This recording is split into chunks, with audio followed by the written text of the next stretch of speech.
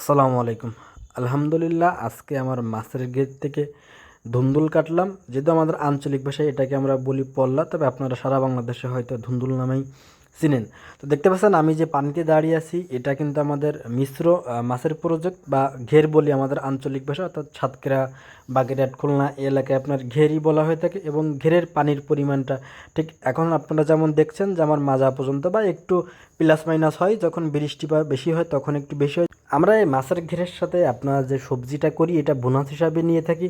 যদিও ফলন এবছর তেমন একটা ভালো না, কারণ বিগত আড়াই মাস থেকেই একটানা বৃষ্টি কম বেশি প্রতিদিনই আছে। যেমন দেখতে পাচ্ছেন যে আমার গাছের পাতাগুলো লাল হয়ে গেছে, গাছ ওই পরিমাণে বাড়ি নাই।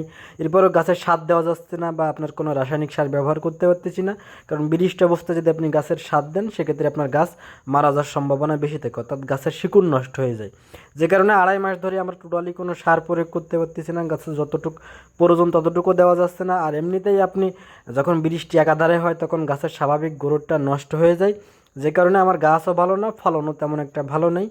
অনেকেই হয়তো প্রশ্ন করতে পারেন যে ভাই এটা কি জাতের ধুন্দুল, এটা দেশি জাত, অর্থাৎ আমরা ম্যাক্সিমামই চাষবাস করি আমাদের ঘরের বীজে।